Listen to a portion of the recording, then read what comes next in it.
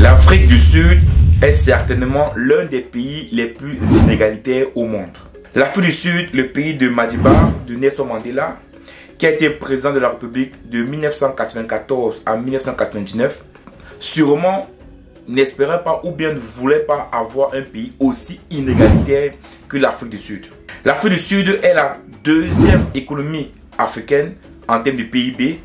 Son PIB actuel est de 475 milliards de dollars et il fait d'office l'un des pays africains qui participent au G20 et même au sommet du BRICS. Pour t'expliquer rapidement une brève histoire de l'Afrique du Sud, les colons hollandais sont arrivés au Cap où ils faisaient principalement le marché des esclaves, c'est-à-dire ils faisaient de la traite des esclaves. Les Anglais arrivaient également en Afrique du Sud où ils ont rapidement récupéré le Cap aux colons hollandais qui sont rapidement entrés à l'intérieur du pays. Aujourd'hui, les ex-colons, c'est-à-dire les Anglais et les Hollandais de l'Afrique du Sud sont appelés aujourd'hui les Afrikaners. Pourquoi? Parce que les Afrikaners en fait sont les descendants des Blancs, c'est-à-dire des pays européens qui sont arrivés comme des colonisateurs en Afrique. Pour t'expliquer rapidement l'histoire de l'apartheid, l'apartheid en Afrique du Sud a duré quasiment 43 ans, c'est-à-dire de 1948 à 1991. Est-ce qu'aujourd'hui en Afrique du Sud, on peut dire que l'apartheid ou la ségrégation raciale est terminée? Moi je pense que non. Moi je pense qu'aujourd'hui en Afrique du Sud, on est passé de la ségrégation raciale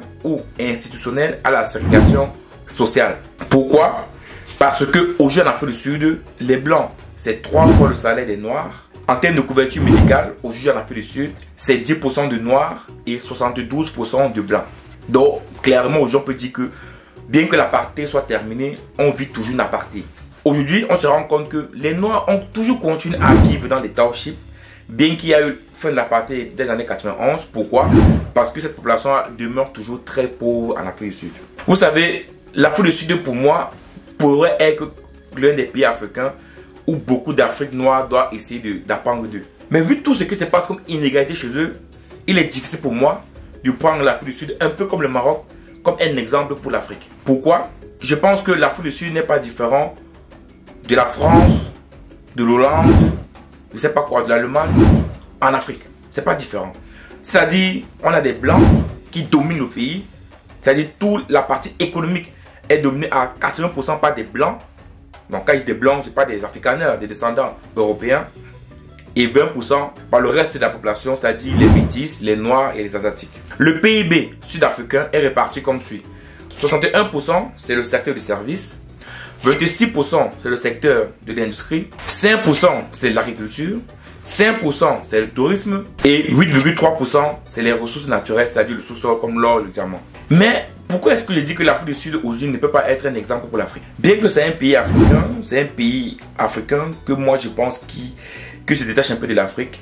C'est un pays où les inégalités sont tellement importantes que pour moi en tant que noir, il est difficile d'accepter. Bien qu'on a eu la fin de l'apartheid, ces inégalités sont restées constantes. Aujourd'hui, les noirs continuent à vivre dans les townships et quittent ces townships là pour aller travailler dans des zones, dans les centres de ville pour des blancs.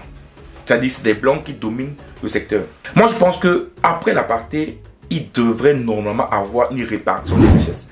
Pourquoi? Parce que même après l'apartheid, les blancs sont restés avec leur richesse et du coup les noirs sont restés dans la pauvreté. Donc on avait déjà un déséquilibre. Donc aujourd'hui, si un noir veut devenir riche et avoir de l'argent, il doit se battre corps et âme à avoir de l'argent. Pourtant, les blancs sont restés avec leur richesse, les richesses qu'ils ont eues avant l'apartheid, pendant l'apartheid et même après l'apartheid. Comme toute personne qui est riche, ils ont su développer leurs richesses. Mais lorsque l'Afrique du Sud a aboli l'apartheid, il fallait une répartition des richesses. C'est ce défaut de répartition des richesses des blancs qui entraîne toujours aujourd'hui cette inégalité grandissante en Afrique du Sud. Bien que 80% de la population sud-africaine c'est les noirs, 8% sont des blancs, 75% de l'économie sud-africaine est détenue par des blancs. Donc est-ce qu'on peut clairement dire aujourd'hui que l'Afrique du Sud est un pays africain, Afrique noire? Ne confondez pas les descendants des blancs, des européens avec par exemple le Maroc. Moi je préfère que les blancs marocains, les Maghrébins sont des blancs marocains, sont des arabes. Donc eux ne sont pas des descendants européens. Pourtant des blancs sud-africains sont des descendants européens. Pourquoi les appelle encore les Afrikaners? Donc eux clairement, on peut clairement dire qu'ils sont des européens. En tout cas dans les têtes, ils sont des européens. Moi je peux vous dire clairement que eux sont des européens. Donc aujourd'hui on peut dire clairement que l'Afrique du Sud est un pays européen. Mais qui est en Afrique? Mais oui. On peut le dire clairement, l'Afrique du Sud est un pays européen qui est en Afrique. Pourquoi? Parce que les Blancs dominent toujours les Noirs. Bien que les Noirs ont le droit, voilà, un peu comme ça en Europe, en France, en Belgique, les Noirs ont le droit, voilà.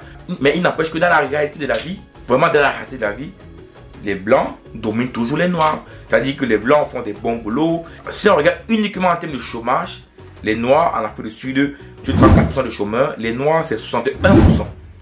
61%, mais je pense que les Blancs sont dans les 6%.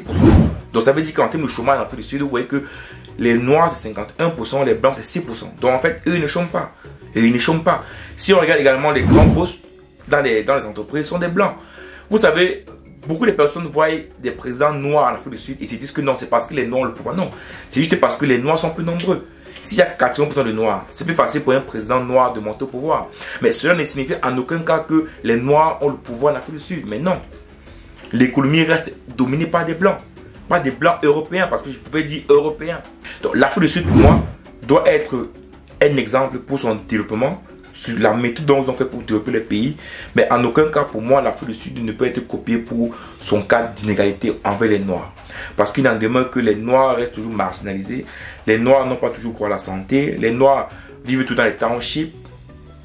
Les Noirs n'ont pas droit à certains avantages comme des Blancs. Nelson Mandela Madiba sûrement a voulu de notre Afrique du Sud.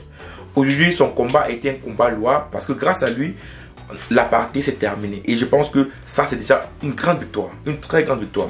Mais après l'apartheid, il faut également permettre à ce que les Noirs puissent sortir de l'eau. C'est-à-dire que les Noirs puissent accéder à certaines entreprises détenues par des Blancs, oui, donner la possibilité aux actionnaires, par exemple noirs, de pouvoir entrer dans les capitales de cette grande firme blanche en Afrique du Sud. Aujourd'hui, en Afrique du Sud, quand tu pars dans les centres-villes, au Cap, dans les restaurants, dans les plages et partout, tu ne vois que des Blancs. On compte les Noirs, c'est-à-dire qu'on les compte en... C'est-à-dire en compte-goutte. Généralement, si tu vois les Noirs, c'est eux qui travaillent dans les restaurants, dans les hôtels, comme plongeurs, comme laveurs, comme techniciens de surface.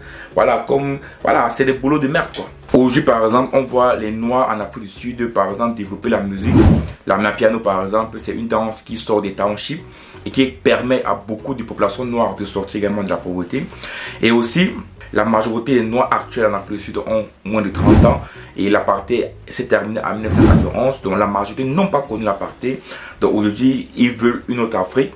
Ils veulent sortir de cette pauvreté grandissante où leurs parents étaient, sortir des townships, sortir des Cap Fleet et tous ces endroits très pauvres pour pouvoir également aller dans les centres-villes, investir et changer de vie. Donc voilà un peu ce que je voulais partager avec toi dans cette vidéo. Toi également, qu'est-ce que tu penses de l'Afrique du Sud? Penses-tu également comme moi que l'Afrique du Sud est l'un des pays les plus inégalités au monde et qui est un pays où l'apartheid est fini de manière officielle, mais dans la réalité, on a toujours petit apartheid, c'est-à-dire on est parti de la ségrégation raciale et institutionnelle à la ségrégation sociale. Et mets-moi ça en commentaire et on se parle rapidement pour une prochaine vidéo. Ciao!